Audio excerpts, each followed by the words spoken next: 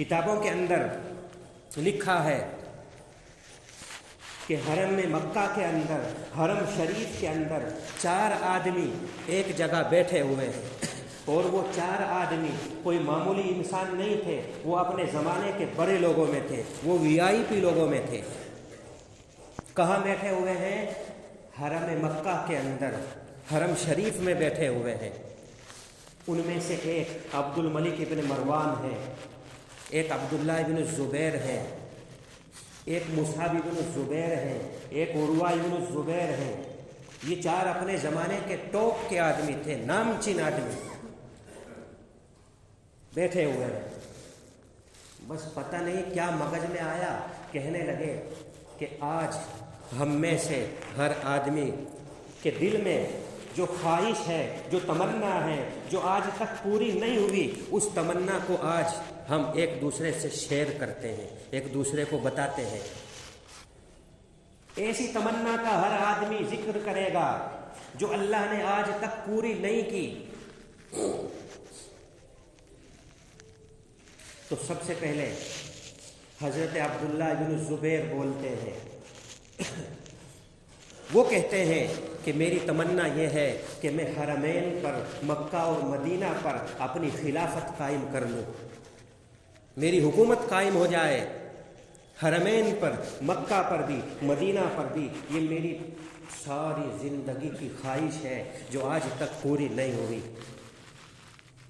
اور پتہ نہیں میری یہ خواہش پوری ہوگی یا نہیں ہوگی، لیکن کافی دنوں سے میری یہ تمنا ہے۔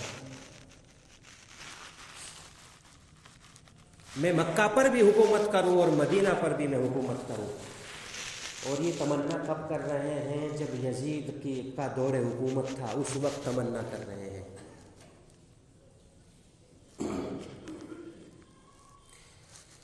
اس کے بعد باری آتی ہے مصعب بن الزبیر کی۔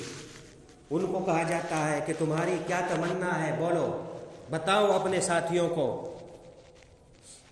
وہ کہنے لگے کہ میری بھی 2 تمنائیں ہیں جو آج تک پوری نہیں ہوئی۔ میری ایک تمنا یہ ہے کہ دونوں عراقوں پر میرا قبضہ ہو جائے، یعنی کوفہ اور بصرہ پر میرا قبضہ ہو جائے، اور میں وہاں کی حکومت سنبھالوں۔ اور دوسری میری خواہش یہ ہے کہ قریش کی 2 شریف زادیاں میرے نکاح میں آ جائیں۔ قریش کی 2 خاتون، 2 عورتیں جو سب سے زیادہ پورے خاندان میں شریف ہیں، ان سے میرا نکاح ہو جائے۔ ایک سکینہ بنت حسین سے، ایک عائشہ بنت طلحہ سے۔ بس یہ میری 2 خواہشیں ہیں۔ اب باری آتی ہے عبد الملک ابن مروان کی۔ ان سے کہا جاتا ہے کہ اب آپ بتائیے آپ کی کیا خواہش ہے؟ عبد الملک ابن مروان بولتا ہے کہ میری خواہش یہ ہے کہ میں حضرت معاویہ کا جانشین بن جاؤں، اور جیسے حضرت امیر معاویہ پوری دنیا پر حکومت کر کے چلے گئے، پوری دنیا پر، آدھی دنیا پر، پورے عالم اسلام پر۔ ابھی تو مسلمان چھوٹے چھوٹے ملکوں میں بٹے ہوئے ہیں، چھوٹے چھوٹے ملکوں میں بٹے ہوئے ہیں، لیکن خلفائے راشدین کے زمانے میں ایسا نہیں تھا۔ پورے عالم اسلام کا ایک ہی خلیفہ ہوتا تھا، ایک ہی کا حکم چلتا تھا۔ حضرت عمر کی یہی حالت رہی، حضرت عثمان کا یہی عالم رہا، حضرت علی کا یہی عالم رہا، اور حضرت معاویہ جب آئے تو ان کا بھی پھر یہی حال رہا کہ پورے عالم اسلام پر ان کی حکومت تھی۔ تو عبد الملک چونکہ ایک سیاسی آدمی تھا، ظاہر ہے کہ جیسا آدمی کا مائنڈ ہوتا ہے وہ ویسی ہی خواہش بھی رکھتا ہے۔ تو کیا کہہ رہا ہے کہ میں یہ چاہتا ہوں کہ میں حضرت معاویہ کا جانشین بنوں اور پوری دنیا پر اپنی حکومت کروں۔ 3 آدمی ہو گئے، اب بچے چوتھے، وہ تھے عروہ ابن الزبیر۔ وہ عروہ ابن الزبیر تھے، وہ سنتے رہے، ان تینوں کی باتوں کو انہوں نے دھیان سے سنا۔ کوئی کسی عورت کی خواہش کر رہا ہے، کوئی حکومت کی خواہش کر رہا ہے، کوئی کچھ خواہش کر رہا ہے، کوئی کچھ خواہش کر رہا ہے۔ عروہ ابن الزبیر کی جب باری آئی، وہ کہنے لگے کہ میری بھی 3 خواہشیں ہیں، میری بھی 3 تمنائیں ہیں جو آج تک پوری نہیں ہوئی۔ نمبر 1 کہ اللہ میرے دل سے اس دنیا کی محبت کو نکال لے۔ کیا کہا؟ اللہ میرے اس دل سے دنیا کی محبت کو نکال لے، کیونکہ دنیا کی محبت ہر برائی کی جڑ ہوتی ہے۔ اللہ کے نبی نے بھی ارشاد فرمایا، حب الدنیا رأس کل خطیئہ، دنیا کی محبت ہر برائی کی جڑ ہے۔ جس آدمی کے دل میں ناجائز دنیا کی محبت ہوگی، ناجائز، تو وہ ہر گناہ کر سکتا ہے، وہ دوسرے کا مال بھی ہڑپ کر سکتا ہے، وہ دوسرے کی جگہ پر قبضہ کر سکتا ہے، وہ دوسرے کی پراپرٹی پر نگاہ رکھ سکتا ہے، وہ حسد بھی کرے گا، وہ مرڈر بھی کرے گا، وہ قتل بھی کرے گا، سب کچھ کرے گا۔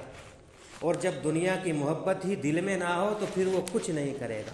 اسی لیے حضرت عروہ ابن الزبیر کہہ رہے ہیں کہ میری پہلی خواہش یہ ہے کہ اللہ میرے دل سے دنیا کی محبت کو نکال دے۔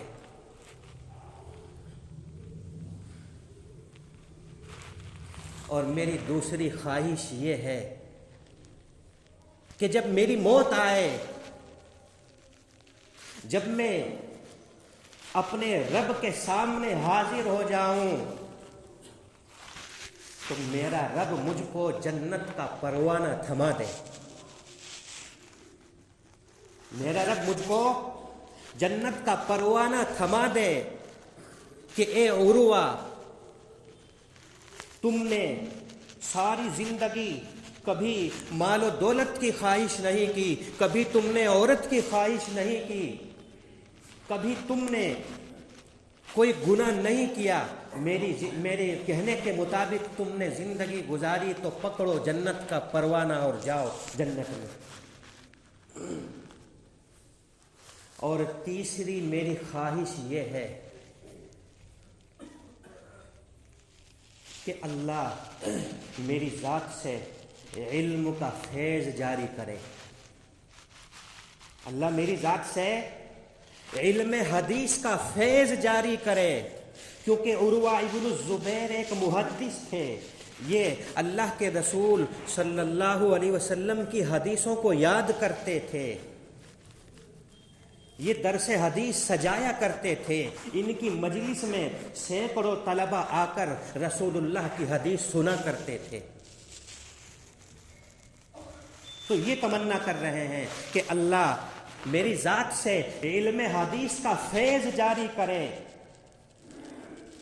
میرے شاگرد قیامت تک مجھ سے حدیثیں نقل کریں۔ حدثنا عروہ بن الزبیر عن ابی ہریرہ عن النبی صلی اللہ علیہ وسلم۔ اور دیکھو کمال کی بات دیکھیے کہ ان چاروں آدمیوں نے حرم کے اندر بیٹھ کر کے جو خواہشیں اپنی شیئر کر رہے ہیں ایک دوسرے کو، قدرت کا کمال دیکھیے کہ اللہ نے ان کی خواہشوں کو پورا بھی کر دیا، سب کی۔ پتہ نہیں کیسی گھڑی تھی وہ، جس گھڑی کے اندر یہ اپنی تمنائیں ایک دوسرے کو بتا رہے تھے، اللہ نے ان کی تمناؤں کو پورا بھی کر دیا۔ یہی وجہ ہے کہ حضرت عروہ ابن الزبیر کا جب انتقال ہوا تو ان کا ایک ساتھی عبد الملک جو مجلس میں موجود تھا، وہ یوں کہا کرتا تھا کہ اگر کسی کو جنتی آدمی دیکھنا ہو، اگر کسی کو دنیا کے اندر جنتی آدمی دیکھنا ہو تو وہ عروہ ابن الزبیر کو دیکھے۔ کیوں؟ اس لیے کہ اس خاص مجلس میں ہم نے جتنی تمنائیں ظاہر کی تھی، ہم میں سے اللہ نے ہر ایک کی تمنا کو پورا کر دیا۔ البتہ عروہ بن الزبیر، اللہ نے اس کی ایک خواہش کو تو ہم نے پورا ہوتے ہوئے دیکھا کہ اللہ نے اس کا شمار بڑے محدثین میں کیا۔ آج بھی حدیث کی کوئی کتاب پوری نہیں ہوتی جب تک کہ عروہ بن الزبیر کا نام نہ آ جائے۔ صحیح بخاری ہو، صحیح مسلم ہو، کوئی بھی کتاب ہو، ہر صفحے پر آپ عروہ بن الزبیر کا نام دیکھیں گے۔ ہر صفحے پر کسی بھی سند کو آپ اٹھائیں گے تو وہاں صاف لکھا ہوا ہوگا حدثنا عروہ بن الزبیر عن ابیہ عن فلان عن النبی صلی اللہ علیہ وسلم۔ اپنی زندگی کو انہوں نے رسول اللہ کی حدیثوں کے لیے ایسا وقف کر دیا کہ آدمی اس وقت تک محدث ہو ہی نہیں سکتا، اس وقت تک عالم ہو ہی نہیں سکتا جب تک کہ وہ عروہ بن الزبیر کی حدیث نہ سن لے۔ تو یہ ہوتی ہے میرے بھائیوں اصل زندگی اسی بندے کی ہے جو اپنی زندگی کو اللہ کے نام پہ وقف کر دے، رسول اللہ کے نام پہ قربان کر دے، جو یہ عزم کر لے، جو یہ پختہ ارادہ کر لے کہ مجھے اللہ کی بات مان کر کے زندگی گزارنی ہے، مجھے رسول اللہ صلی اللہ علیہ وسلم کی بات مان کر کے زندگی گزارنی ہے، تو اللہ تبارک و تعالی پھر ایسے آدمی کا نام قیامت تک روشن کرتے ہیں، جیسے عروہ بن الزبیر کی مثال میں نے بیان کی۔ اللہ تبارک و تعالی جو کچھ کہا گیا ہے عمل کی توفیق عطا فرمائے۔ وآخر دعوانا الحمد للہ رب العالمین۔ سنتوں سے فارغ ہو جائیے۔